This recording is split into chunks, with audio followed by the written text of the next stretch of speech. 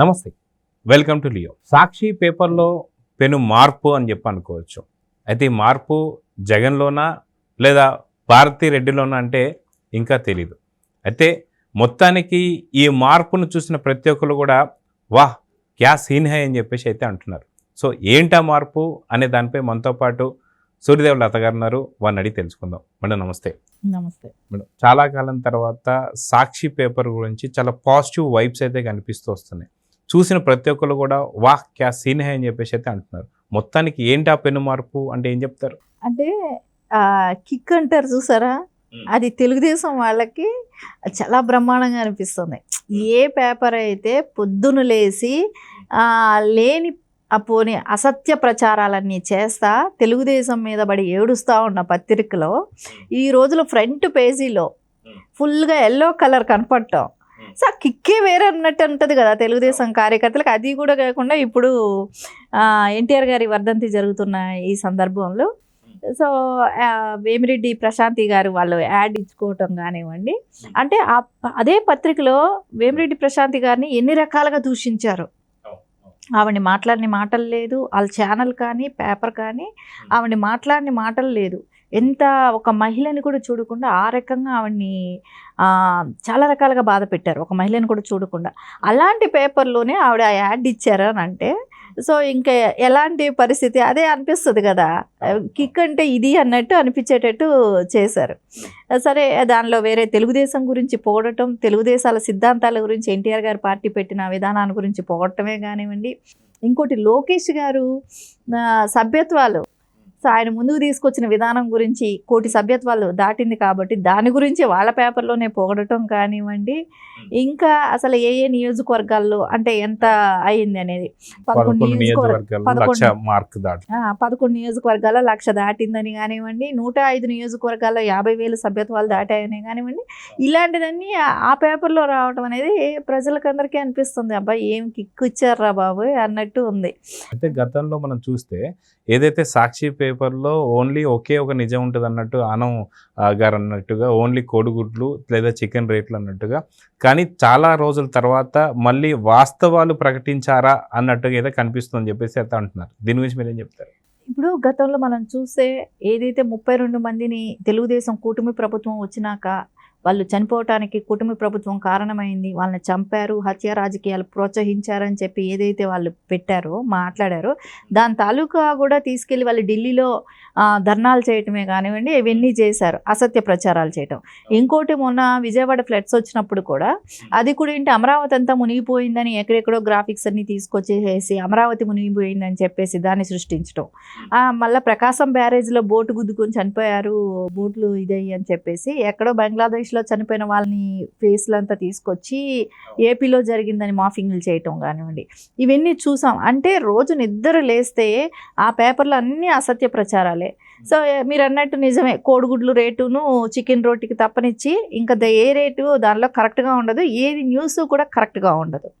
అలాంటి పేపర్లో ఈరోజు ఎల్లో పేజీ మొత్తం రావటం, ఎల్లో పేజీ మొత్తం నిండిపోవటం చూస్తే ఫ్రంట్ హెడ్డింగ్ దగ్గర నుంచి మొత్తం ఎల్లో అది నిండిపోవటం చూస్తే నిజంగా జగన్ గారు లండన్లో ఉండి తప్పించుకున్నాడా, ఈరోజు మొత్తం పేపర్లు చూడలేకపోతున్నాడా ఏమో తెలియట్లేదు. కానీ అదే కానీ అంటే సొంత చెల్లెలు ఎల్లో చీర కట్టుకుందనే ఏ రకంగా మీడియా ఎక్కి మాట్లాడాడు, బహిరంగ సభల్లో మాట్లాడాడు.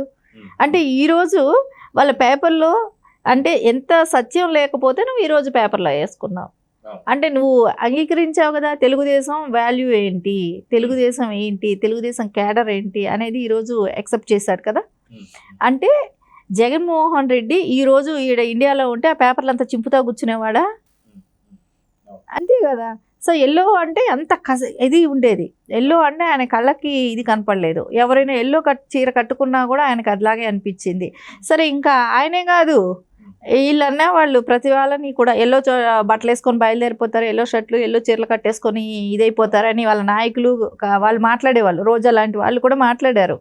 సో వాళ్ళందరూ ఇప్పుడు ఏం చేస్తారు, అన్న పేపర్ చింపుతా కూర్చుంటారా? జగన్ అన్న పేపర్ని ఎల్లో పేజీ మొత్తం వచ్చింది కదా, చింపుతా కూర్చుంటారా? చింపాలనుకున్నా సరే ఎన్ని లక్షల పేపర్లు చింపే అవకాశం ఉందంటారా? అదే కదా. ఇప్పుడు ఎప్పుడైనా కర్మ రిపీట్స్ అన్నట్టు తప్పదు. ఒక న్యూస్ పేపర్ పెట్టుకున్నప్పుడు కొన్ని నిజాలు అనేది కంపల్సరీ నిజాలు అనేది రాయాలనేది పేపర్ సిద్ధాంతం, జర్నలిజం సిద్ధాంతం.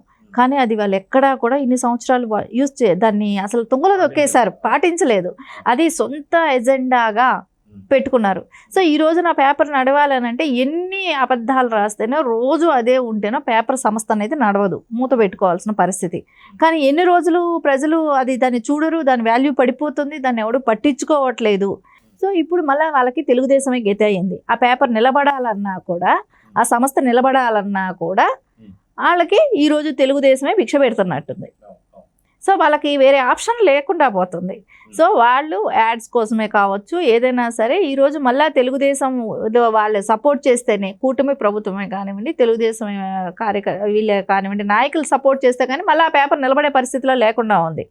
అంటే ఇప్పుడు తెలుగుదేశం ఇవి ఇచ్చి తెలుగుదేశం వాళ్ళని కూడా కొనేటట్టు ప్లాన్ చేస్తున్నాడా, ఆ పేపర్ని చూడాలనేదేటట్టు. అంటే ఏంటంటే మేము న్యూట్రల్గా ఉన్నాము అనేది ప్రజల్లోకి తీసుకెళ్లాలని చూస్తున్నాడు. సో ప్రజలకు తెలుసు, నువ్వు డబ్బుల కోసం యాడ్లు ఇచ్చుకుంటావు కానీ నీ న్యూస్ అయితే అట్టాగే ఉంటుంది అనేది తెలియదా ఏంటి? అయితే ఆ పేపర్లో మనం చూసినటువంటి ఒక యాడ్లో కూడా లోకేష్ గారి నాయకత్వంలో కోటి సభ్యత్వ నమోదు, ఇది అన్న ఎన్టీఆర్ గారికి ఇచ్చినటువంటి ఒక ఘన నివాళి అని చెప్పేసి ఇస్తున్నారు. అయితే లోకేష్ గారు అనగానే వాళ్ళకి గుర్తొచ్చే ఒకే ఒక పేరు రెడ్ బుక్. కనీసం రెడ్ బుక్ ప్రస్తావన కూడా లేకుండా లోకేష్ గారి నాయకత్వంలో, అంటే టీడీపీ మొత్తం కూడా ఆయన నాయకత్వంలో ఉందన్న సంగతి అందరికీ తెలిసింది. అయితే నిన్న మొన్నటి దాకా అసలు లోకేష్కి రాజకీయాలే రావు అని చెప్పేసి వాళ్ళ పేపర్లో ఎన్నో రకాలటువంటి ఒక చూస్తున్నాం మనం వార్తలు, వాళ్ళ ఛానల్లో కావచ్చు, అసలు లోకేష్కి ఏమీ తెలియదని కావచ్చు, రకరకాల విమర్శలు అయితే చేశారు. కానీ ఇప్పుడు వాళ్ళ పేపర్లోనే లోకేష్ గారి నాయకత్వంలో అన్న ఎన్టీఆర్ గారికి కోటి సభ్యత్వం సంబంధించి ఘన నివాళి అనడాన్ని కూడా ఎలా చూడాలంటారు? అంటే ఇప్పుడు వాళ్ళకి పొద్దున్న లేస్తే ఎట్లా కనిపించింది అంటే, రోజుకు ఒక్క చోటైనా ఎక్కడో ఒక చోట లోకేష్ గారిని నిందించాలి అనుకున్నప్పుడు ఆ రెడ్ బుక్ తీసి మాట్లాడారు. సో దాని తాలూకా తీసుకెళ్ళి ఢిల్లీలో కూడా ధర్నా చేశారు. సరే, ధర్నా చేసినప్పుడు లోకేష్ గారు రెడ్ బుక్ చూపిస్తున్నారు అని చెప్పారు.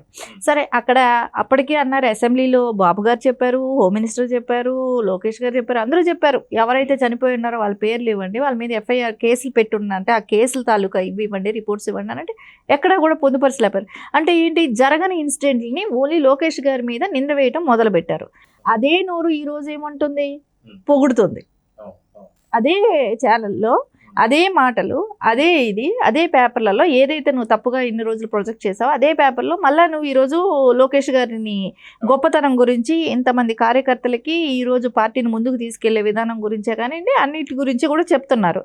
అనంటే ఏంటి అంటే, లోకేష్ గారిని బద్నాం చేయాలనే ఒక విషయంలోనే వాళ్ళు రెడ్ బుక్ని బూచిలాగా చూపెట్టారు లోకేష్ గారి మీద. సరే, కానీ లోకేష్ గారి నాయకత్వ లక్షణాలు ఏంటనేది ఈ రోజుకి అర్థమైందా వీళ్ళకి? ఆయన్ని ఎలా మాట్లాడారు అంటే, గతంలో ఒక్క లీడర్ ఏ రోజు కూడా ఇంత ఫేస్ చేయలేదు, ఇంత ట్రోలింగ్ అవ్వలేదు, లోకేష్ గారు లాంటిగా ట్రోల్ అవ్వలేదు. సరే, ఆయన ఎంత తక్కువ హీనాతంగా చేసి మాట్లాడారు. ఏం రాజకీయ అంటే ఆయనకి యాక్చువల్లీ నాకు తెలిసి అయితే నాకు తెలిసి అంటే ప్రపంచం మొత్తం తెలిసిన వాళ్ళమే కదా, తాతగారు సీఎంగా ఉన్నారు, తండ్రి అన్ని సంవత్సరాలు సీఎం ఉన్నాడు. ఆయన అట్లాంటి వ్యక్తిని, అంటే ఆయన అప్పటికి కూడా మినిస్టర్గా చేశారు కూడా, అలాంటి వ్యక్తిని కూడా ఏ రకంగా ట్రోల్ చేశారు, భాష గురించే కానివ్వండి, సినిమాలు తీయించి వికృతంగా మాట్లాడటం, పప్పును మాట్లాడటం, ఇట్లాంటివన్నీ మాట్లాడిన వ్యక్తి ఈరోజు ఎంత ఫైర్గా నిలబడ్డాడు. అదే పేపర్లో, అదే ఏ సాక్షి పేపర్లో అయితే ఆయన గురించి తప్పుగా రాయించి ఆయన్ని ట్రోల్ చేశారో అదే పేపర్లో, దీనిలో ఆయన గురించి గ్రేట్గా రాయించుకున్నారంటే దట్ ఈస్ ద లీడర్. అంటే ఆయనే లీడర్, అంటే లోకేష్ గారే. సో మీకు ఈరోజు కనపడుతుంది ఆ వేరియేషన్. లోకేష్ గారిని ఏ స్థాయిలో ఈరోజు అదే పేపర్లో నువ్వు అంత గొప్పగా రాసావు అని అంటే ఆయన నాయకత్వ లక్షణాలని ప్రూవ్ చేసుకున్నారు. సో అది లీడర్కున్న క్వాలిటీ. సో ఈ రోజున జగన్మోహన్ రెడ్డి ఎంత దిగజారిపోయాడు, నువ్వు ఏ రకంగా ట్రోల్ చేసి అదే పేపర్లో నువ్వు పొగడాల్సి వచ్చినప్పుడు, సో అది ప్రూవ్ చేసుకున్న లీడరు, ఓటమిని ఒప్పేసుకున్నాడు, ప్రూవ్ చేసుకున్న లీడరు లోకేష్ గారు, నారా లోకేష్ గారు. సో అది గ్రేట్గా ఫీల్ అవుతాం తెలుగుదేశం పార్టీ అంతా కూడా. ఎందుకంటే మా లీడర్ గొప్పతనం ఏంటనేది అపోజిషన్ పార్టీలోనే, ఆయన సొంత మీడియాలో గొప్పగా వచ్చినప్పుడు ఆయన గ్రేట్ లీడర్ కాబట్టి ఆ కిక్కే వేరుగా ఉంటుంది. అయితే ఇంకొంతమంది కూడా కొంత దీని మీద మీమ్స్ కూడా చేస్తున్నారు. కొంతమంది ఏమంటారంటే అరే మా జగనన్న లేని టైంలో ఎంతకు తెగిచ్చారా సాక్షి పేపర్లో అని చెప్పేసి అంటున్నారు. సో జగనన్న లేకపోవడం కూడా ఇదొకటి ఇంతకి తెగిచ్చారా అని చెప్పేసి అనడాన్ని కూడా మనం ఎలా చూడాలంటే, జగనన్నకి తెలియకుండాను భారతి గారికి తెలియకుండానో చేసే పనేం కాదు, వాళ్ళకే తెలిసే ఉంటుంది. తెలియకుండా అయితే ఎవరు చేయరు కదా, అక్కడ అందరూ ఎంప్లాయీసే కదా, తెలియకుండా జరిగేది ఏమీ కాదు. సో వాళ్ళే యాడ్లకి ఇచ్చుకొని వాళ్ళు ఈరోజు ఏ నోటితో అయితే రేపు పొద్దున వాళ్ళు ఇది ఇప్పుడు ఈ యాడ్ ఇచ్చారు, రేపు పొద్దున మళ్ళీ వాళ్ళ పేపర్ ఎలా ఉంటుంది అనేది కూడా చూడాలి. సో అంటే వీళ్ళు యాడ్ల కోసం వీళ్ళ అవసరాల కోసం ఏదైనా చేస్తారు. అంటే ఇక్కడ ఒకటే మనం ఆలోచించాల్సింది, ఏపీ ప్రజలందరూ కూడా ఆలోచించుకోవాల్సింది, డబ్బు కోసం దేనికైనా దిగజారుతారు. వాళ్ళకి కావాల్సిందే మనీకి ఏదైనా చేస్తారు అనేది. మనీ అంటే అధికారం ఉంటే మనీ వస్తుంది. సో అధికారం కోసం ఎవరైనా ఏమైనా చేస్తారు, చంపటము ఏదైనా చేస్తారు. అధికారం పోయింది, సో మనీ కావాలి, సో ఇలాంటివి చేస్తారు. సో మొత్తానికి సాక్షి పేపర్ ఏదైతే ఉందో భారతీ రెడ్డి చాలాసార్లు గతంలో తన అన్న మాటలు మనం విన్నాం. ఏంటంటే ఏ వార్తనైనా సరే ప్రచురించాలి అంటే మేము దాదాపు 10కి 10 సార్లు మళ్ళీ మేము దాన్ని చూసుకొని మరి వేస్తామని చెప్పి. సో ఎన్నోసార్లు సొంత చెల్లిని కూడా పసుపు చీర కట్టుకున్నందుకు నిందించినటువంటి ఒక జగన్ కావచ్చు, భారతీ రెడ్డి కావచ్చు, ఈరోజు తన సొంత పేపర్ పూర్తిగా పసుపు రంగుని అమర్చుకోవడాన్ని మీరు ఎలా చూస్తున్నారు? ఇప్పుడు రేపు పొద్దున షర్మిల గారు మాట్లాడతారుగా, మనం మాట్లాడటం కన్నా షర్మిల గారే మాట్లాడతారు ఈ విషయం గురించి. ఎందుకంటే నేను చీర కట్టుకుంటేను అది పసుపు అనేది కామన్ కలరు, సరే నేను చీర కట్టుకుంటేనే మాట్లాడావు, నువ్వు ఈ రోజున తెలుగుదేశం పార్టీ సభ్యత్వాల గురించి కానీ, ఎన్టీఆర్ గారి గురించి కానీ, లోకేష్ గారి గురించి కానీ ఇంత గొప్పగా మీ పేపర్లో వచ్చింది, నిన్నేమనాలని చెప్పి తను మాట్లాడుతుంది. మనం మాట్లాడాల్సిన అవసరం లేదు. సో తనే రేపెల్లులో ప్రెస్ మీట్ పెట్టి మాట్లాడినా మనం ఆశ్చర్యపోవాల్సిన పని లేదు. తను మాట్లాడుతుంది, మనం చూస్తూ ఉండాలి. సో చూద్దామని ఖచ్చితంగా మీరు అన్నట్టుగా షర్మిల గారి రియాక్షన్ కూడా ఎలా ఉంటుందో మరి చూద్దాం. మరి నమస్తే.